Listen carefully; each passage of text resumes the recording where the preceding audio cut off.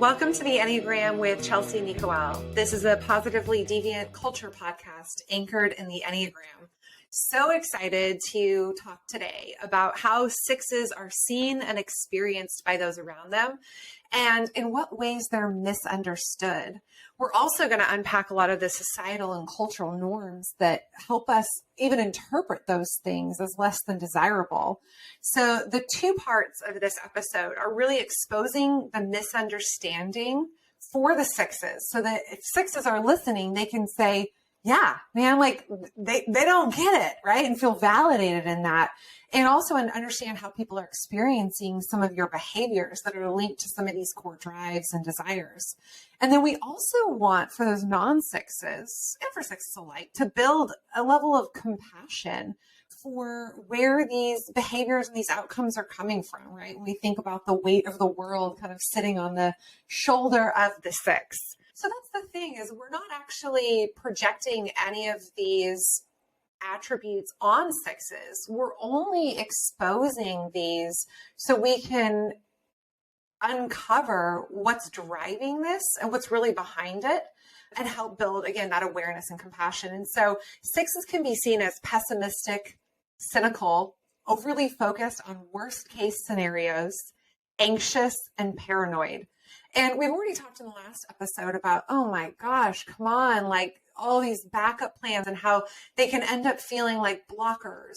And I guess we're here to say, like, there's a reason for that. I'll pass it to you.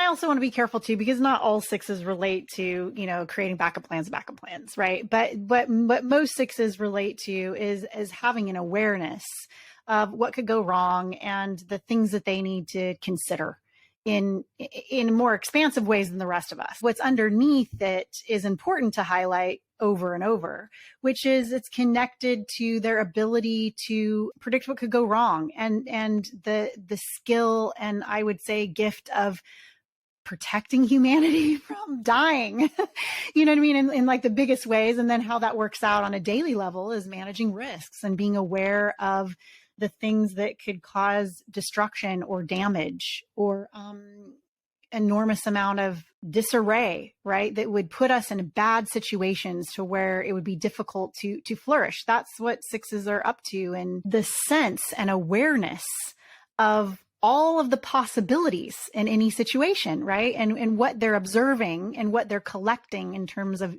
data and what they're seeking out. It's a lot of information. And that information is, it's weighty. It's a lot. It weighs us down emotionally, mentally. And so, and it becomes confusing to parse, and to validate or verify. All of that is a huge burden. And I think that sixes, for the most part, do it really well. And then another point I think that is a place of misunderstanding is how much anxiety and fear that creates because your awareness is greater. And coupled with that, like just walking around with that awareness that, of course, any of us, that would create some anxiety and fear considering, how hostile the world is, right? But there's this other place of courage that is missed, is that if you're walking around with that kind of anxiety and fear in such greater ways, you're also overcoming on a daily basis as well.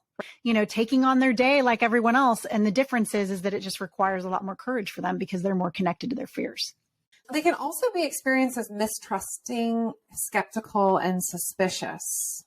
And we talked a little bit about this, obviously just now with they're trying to validate information. How would you expand on that? Yeah, I mean, one of the core things about sixes is they're trying to discover and then verify trustworthy information and trustworthy decisions and trustworthy people, right? And in order to create the best outcomes. So yeah, they're going to be skeptical. They're going to approach everything as if it may not be true, and to do their diligence and inside their mind and externally and check in with people and to do all that. So that I think it's helpful. I mean, know where the skepticism is coming from. You overuse skepticism, that's not great, and you underuse it's not great either. So some of us need to be a little bit more skeptical and actually do better diligence, right? So it's really, how do we hit the balance? And when we go out of balance, how do we understand it with more accuracy? And the way that we understand it with more accuracy is really trying to understand where it's coming from. What is the source of it? And so that is, just always the big theme with the Enneagram is, where is it and why? I think in terms of the negativity, I mean, we can move this to the social problems, Chelsea, is that what comes up when we consider how our American society, and I guess it depends on different parts of the country, but I live on the West Coast, and I think that lots of parts of the country kind of despise negativity. It's like, we want can-do attitudes, and we want, to consider possibility and to be happy and, just to keep going. And those things are real. Like, I don't want to diminish happiness and positivity and possibility. I don't want to diminish that. However, negativity is real. Like, the world is a hostile, violent place, and more bad things happen than good things, at least in its weight. The weight of the negativity in the world, I think, is greater than the weight of positivity. I mean, the majority of humans were suffering, and to different degrees and for different reasons. And those things are real. And I think that sixes are the ones that are aware of that. And that is rough. And to allow that expression is equally as real as the positive stuff. So we can overly catastrophize things. Sixes are prone to this. And so that's something that we can, be aware of. But I think culturally, we also are overly positive and, thinking that, anybody can become the president of the United States, and these things aren't actually true. I mean, yes, they're true on some level, right? Like, but there's a lot of that positivity that actually isn't rooted in a deep reality. And so both of these things are true. So again, this points to how we need each other. And the point is to not be angry at people who are in the positivity set, which you exist in that set, Chelsea. Positivity is real, and we need hope. And we need encouragement, and we need to look for the things that are good, particularly in a world that seems weighted more towards the bad. We need that. And we also need to be honest with the negative and the things that go wrong and the bad in the world. And so we need each other. It always comes back to this. And we need each other to be more balanced in our understanding and acceptance of the fullest picture of reality. There's a place for the Debbie Downer. And like, even the fact that we have that statement, like, oh, Debbie Downer, like, all of that points to the fact that we don't value this perspective. And the interesting thing is that while we might experience some six behaviors as pessimistic, sixes actually see themselves as realists. And I think they can help us tap into everything that you just described about the counterbalance of what's really happening in our world, and the need to take it seriously and to think about how we plan for it. So I've seen sixes kind of get dismissed almost, like, oh, you're always so negative. And they get this feedback, oh, you're negative. And like you said, like, worst case scenarios, like, they have their time and place, and then there's a balance to that. But inviting more of like, how do you see the world, into, I think, more of a balanced and clear picture. Yeah, I think culturally we need to be truth seekers rather than self-medicators. For whatever reason, is that we are trying to reduce our pain. And so we are consistently self-medicating and looking for ways to self-medicate. And positivity is a way that we self-medicate. And it can be a healthy way. So I don't want to say that it's not, but it can also be an unhealthy way. And so sixes, by the way, the sixes in my life aren't overly negative, right? And I feel like their positivity, when sixes are positive, it feels like more deeply grounded, because they're grounded in the realism and the awareness of the things that go wrong. So their positivity feels more true, for a lack of a better word. Absolutely. Yeah, because they have the other side of the picture. And so I think that typically the negativity, the intense negativity that's coming from sixes, is generally a stress response. And they're generally feeling something that's not right, and they need help sorting that out. And it doesn't mean that they're wrong just because they're expressing negativity,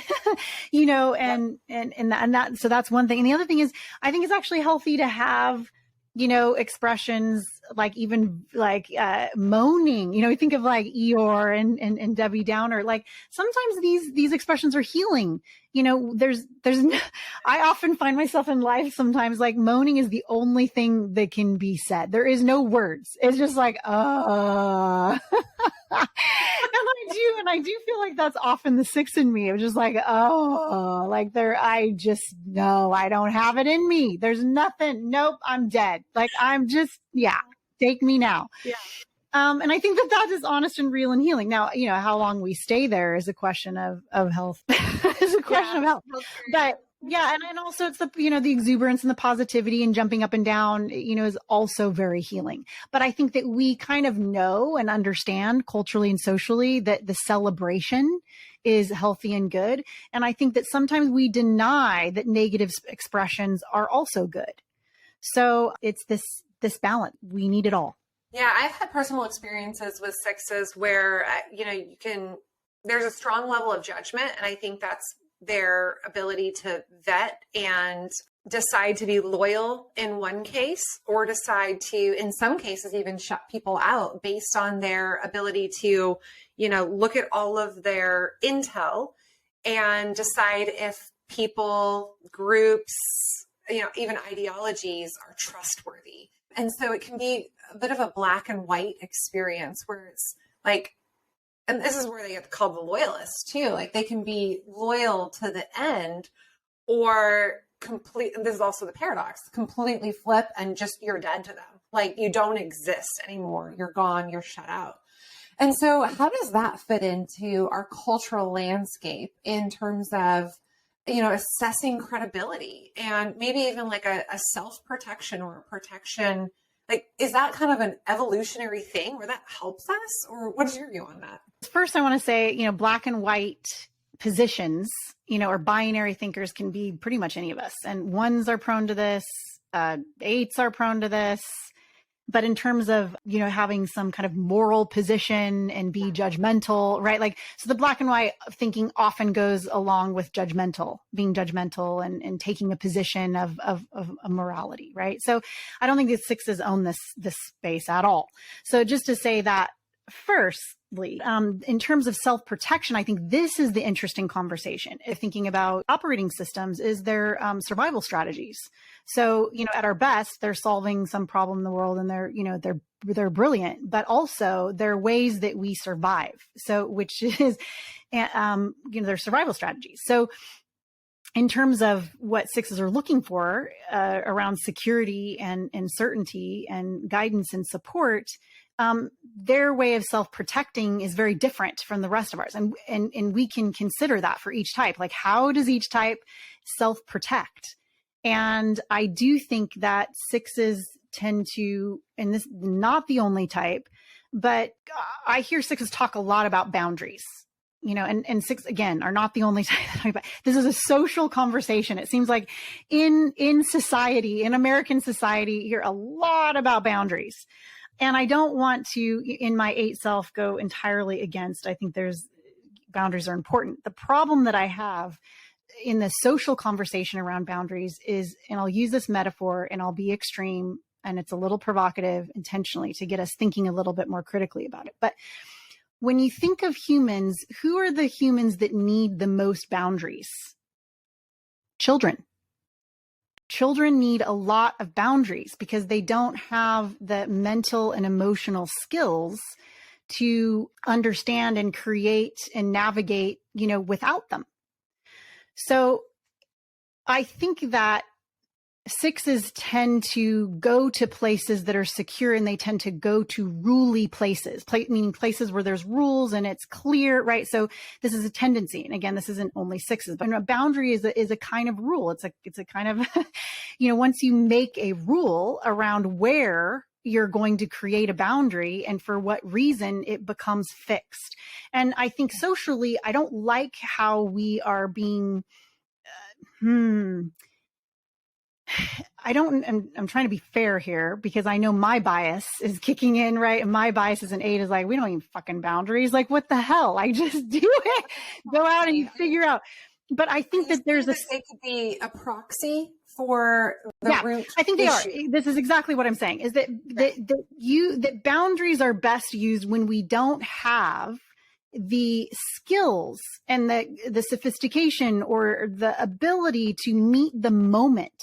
And what I'm kind of inviting here for us to think about, and I do think this is the place of the 6 that kind of captures this, is that and by the way, when 6s move to 3s are the best at this by nature, is meeting the moment, which means everything is contextual. Every moment requires different tools, different skills, different virtues.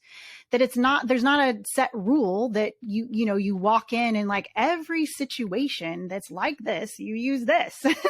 That isn't the way that we exist, in reality, that different people, different circumstances require different things. And so what I'm advocating for here isn't that we don't protect ourselves. It's acknowledging that we have more agency than we think we do. And this is something that 8s actually can provide. The 8 in us understands ultimate personal agency, right? And that I have the ability to do whatever I want, whenever I want in any situation. I have to create a rule about it. It's just like when the opportunity comes up, there might be a need or there might not be a need, depending. And so what I offer as, again, just a point of contemplation, I'm not saying that I'm absolutely right here, but in my language, I think about agreements, which many of my 6s, that I've had this conversation with all my 6s, by the way, my 6s say, well, you're saying the same thing. You're just using a different word. And I will usually say, well, words matter because words actually have and contain different nuances. And so I generally think that when humans kind of develop certain skills, we can move around the world more freely to where when we bump up against something, well, then we engage the other to create an agreement. What I don't like around the way that our society creates boundaries is there really only one person involved when we set boundaries, ourself. It is me, and I am determining this is a line, this is the rule, because I will protect myself. You are not allowed to do that, but it's something more extreme. And by the way, I'm having this conversation, I am not having the conversation in context of abuse or, extreme situations that absolutely require, boundaries in every way. I'm talking about just normal everyday life, where you're dealing with people and, to more or less, integrated and disintegrated humans in all of the contexts that are fairly normal, not extreme situations where, we are in danger. But what happens is that when we are thinking about boundaries and self-protection, we're the owner and author of those. And I think that ultimately that doesn't serve our relationships well, because relationships are two people.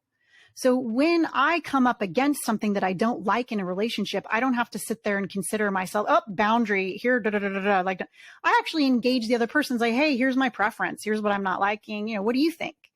And in that moment, I'm giving the other person an opportunity to change my mind, that maybe my preference isn't very logical or it doesn't match this particular context. Like, that preference kind of works over here, but does it really work over here? Is it really the same thing? And it's opening a conversation for which now we can together understand what's going wrong and how we can both participate in solving it. And so I think this is something that 6s are generally so quick to rush to self-protect. And by the way, I think most humans, but I do think that there's some essence here that sits with the 6, which is why I'm bringing it up now socially. In a social context, I think that we're quick to stiff arm, something we don't like, something that we feel is threatening to us. And 6s are usually, going to be quick to identify threat, right? Because that's in their design.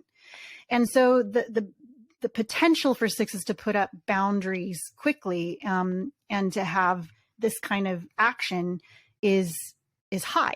And I think that socially, this is a problem, that culturally and socially, we do the same thing. We promote this same thing instead of promoting interdependency, which is, and this is the paradox here, because sixes, when I'm actually engaged in partnership with the sixes in my life, this happens in such a magical way that it happens better with the sixes in my life than any other type, even though they're the very ones to put up, what I would consider unnecessary boundaries, right? But once there's actually partnership involved, the way that our relationship and partnership works out is far more expansive and amazing than it is with the other types in my life.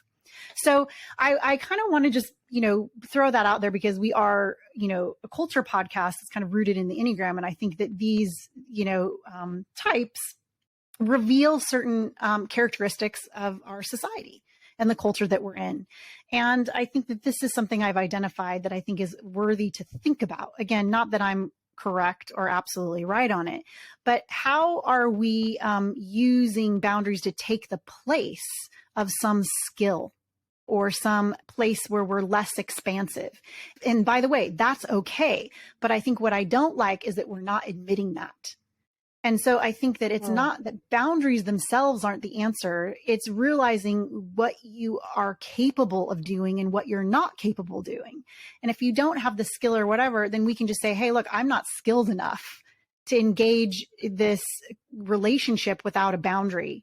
And so I'm putting up this boundary because I'm acknowledging that. That's not bad, right? Like, we're all at different places. We all have different skills. We all have different capacities, et cetera, right? Or recognizing, actually, I might have the skills and ability to engage this relationship that is more interdependent, that's more partnered. And a boundary in the way that we normally understand boundaries isn't really necessary. Let's engage a dialogue and come up with something that suits us both. And I do think this is a six energy. This is a six space. What do you think about any of that, Chelsea? Have you thought about that before? Do you think I'm off?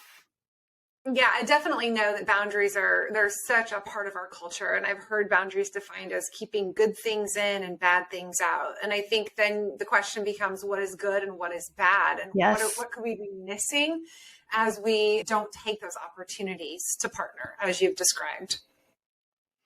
Yeah. I mean, and the other valuation is sometimes it depends. Exactly. It's what is good and what is bad. I think you're right. That I'll just leave it at that rather than diving down that philosophical hole. But I think that when we're in relationship, we have to be willing to accept some of the bad.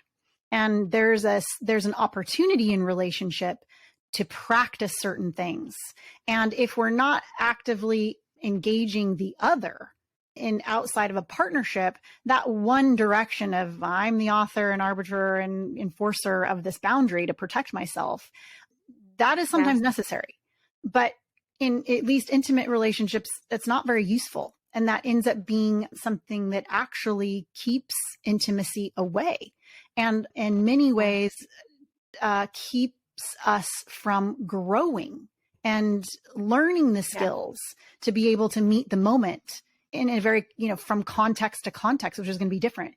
And I think that that's what I'm trying to address here, is that I think that our society, that socially everybody elevates boundaries and they're just rules. And even if they're personal rules, they're just still function very rule-like, which I think isn't as useful, even though in certain moments I acknowledge necessary. It definitely cuts the dialogue, can be seen as selfish, and in some ways is selfish because it's from this self-preservation, self-protection place. I know whenever we've partnered and I found myself in challenging situations where you could set a boundary, you could move away from a situation entirely. What you helped me do was to tap into the dialogue, and that became really empowering. And then it wasn't just a hard and fast rule. It was engaging in the complexity and the nuance of the unique situation and looking at it from new vantage points so that you could understand where others were coming from it and find a resolution that was not at all a black and white or even option A, option B. It was really thinking in a whole new mindset about what opportunities might exist to partner. And I think what I'm hearing from you is sixes are predisposed to show us how to do this. And the paradox is that they also can fall into the trap of boundary setting because some of that rule based disposition. Yep, exactly. I think a question that we can ask the sixes and the six in us is, what are the most useful ways to self-protect? What, and in different instances, it's going to look different, right? So what are those ways? And I think, an 8 response is going to be to develop strength, right? It's going to be to grow, to become more expansive, to learn more, to get smarter, to learn how to see better, to, use different muscles, and to all of our tools together are what equal a kind of strength that actually in itself is self-protection. I think that what's interesting in terms of my perspective is I think that self-protection is the result of certain practices, skills, abilities, and expansiveness. It's not something that we have to try to do outside of very specific circumstances. Of course, there's moments where we need to absolutely in that moment protect ourselves. But most often, self-protection is the result of a lot of other things. And I think that we're missing this culturally, that the goal we see as the end, but the end is only achieved through the multiples, through many variables, through many practices, many skills, many abilities, and they add up to the result. And it's not possible to have that end and achieve it without becoming something. And so I think that's my ultimate invitation. And I think is the invitation of the Enneagram is, who must we become? And what is the process of becoming so that we can experience the things that we need and desire the most? And oftentimes we're going about them the wrong way. And this is where the paradoxes come in, right? The very things we think we need are often we're off. And that's some of the wisdom of the Enneagram. Since we're on the topic of self-protection, the defense mechanism of the 6 comes to mind, which is projection. And so I'm curious if you can help us uncover or think through, what means to an end does the self-protection strategy of projection help the 6 to achieve, right? Not that it does achieve that, but it's an attempt to gain more security. And so what are your thoughts there? Well, you talk about this a little bit, Chelsea. I could see you have some thoughts. So I'd like to hear, what are you thinking here? What does it get? Yeah. So I'll tell you what I'm thinking, and then, let's expand on that. I'm thinking that 6s want to play out some of those worst case scenarios or validate the way that they're experiencing or seeing the world through trying it on other people. Okay. This would be actually a new consideration for me. The first thing that comes to mind, which I always have to get out of the way to be responsible, is that humans project.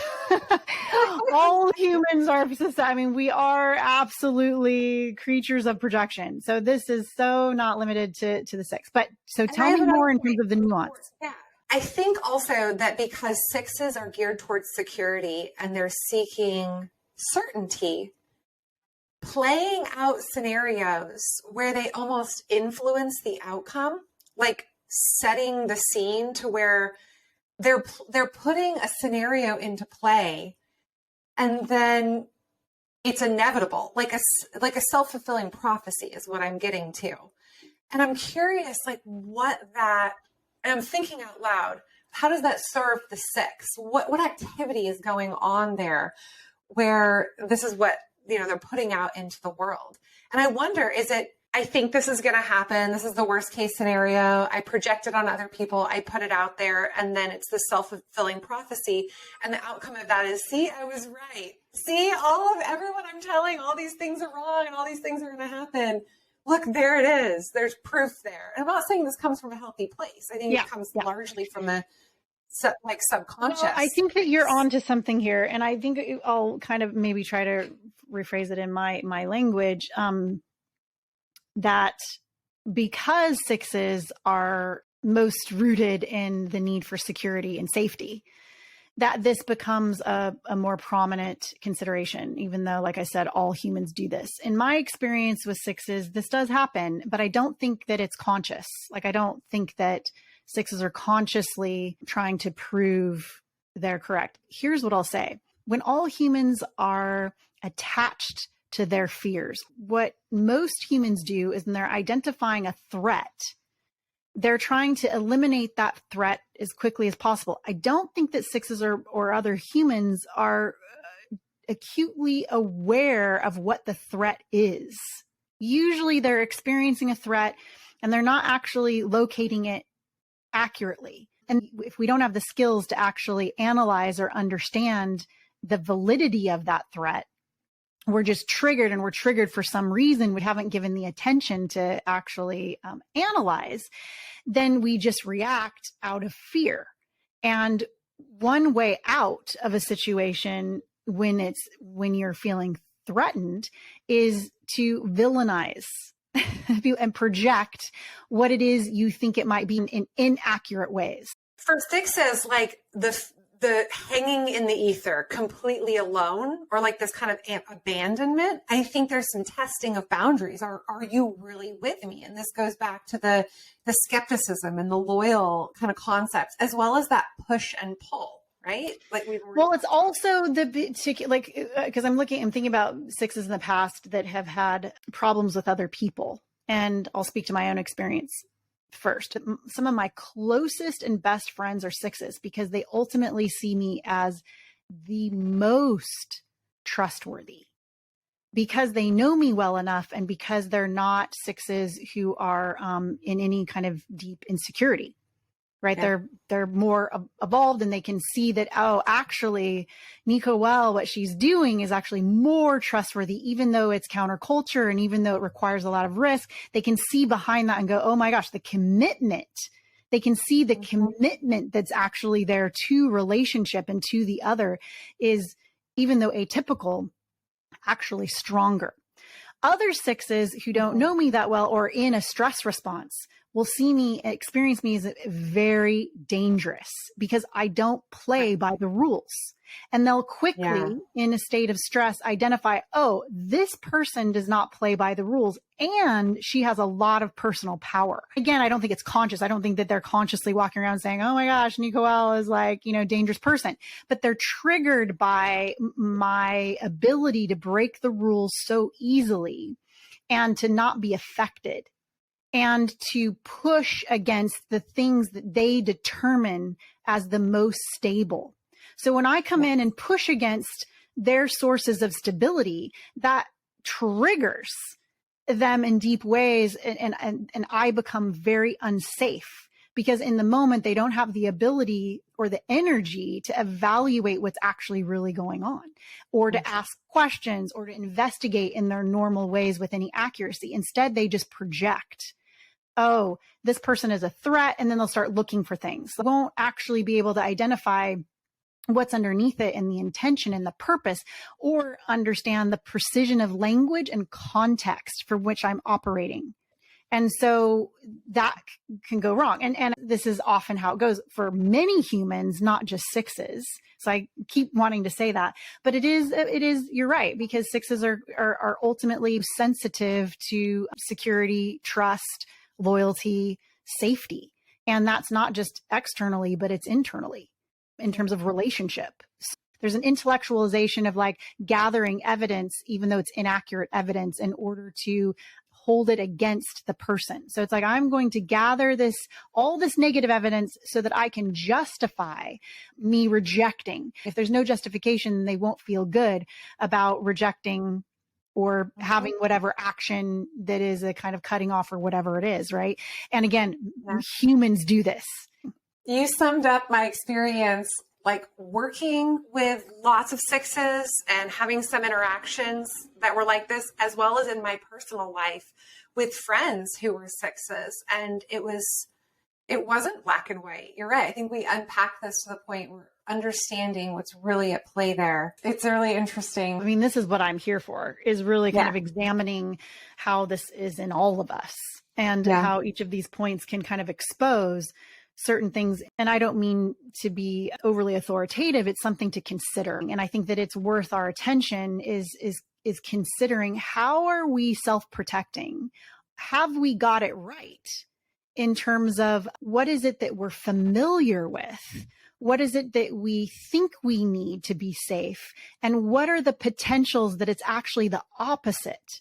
And I suppose that's what I'm offering, is that oftentimes it's the opposite of what we're thinking that actually achieves what we want. And for an example, we'll get to this when we get to sevens, but I'd say the ultimate forms of freedom exist inside limitation.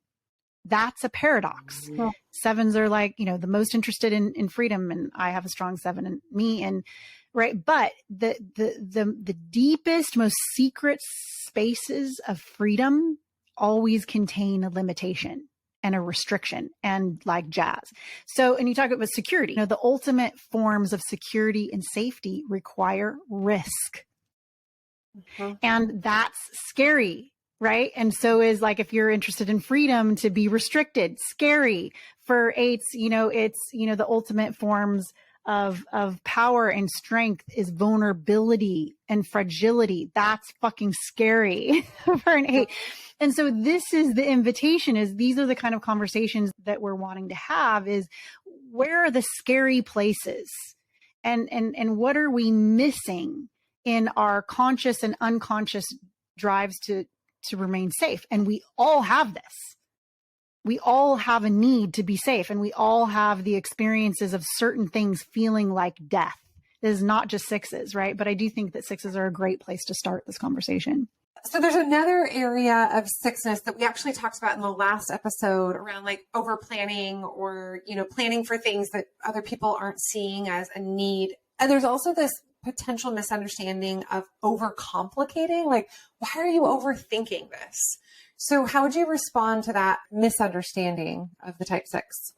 The misunderstanding is that our minds and our heads are a center of intelligence, just like our hearts and our bodies, and we need it all.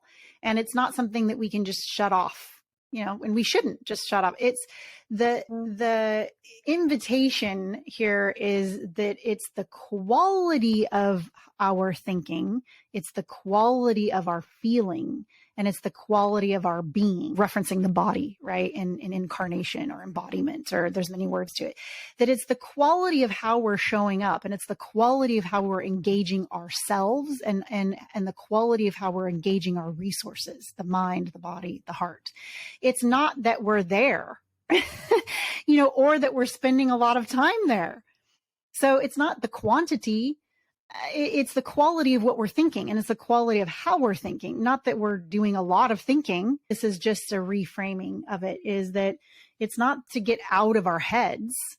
It's just to integrate all of it, so that we are in our heads, and we are in our hearts, and we are in our bodies. This is the complete form of integration and embodiment. And we can't become without all parts of us being present and activated at the same time. And so I think this is, culturally a good discussion of what does it mean to be an overthinker? Mm-hmm. And is overthinking bad? And what makes it bad? Can we consider adding more versus subtracting?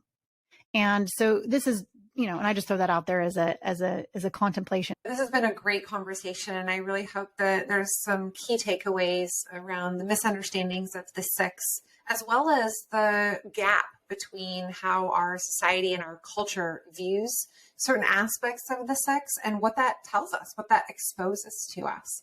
So thank you so much for listening. And if you're interested in reaching out, we would love to engage with you. So hit us up on LinkedIn.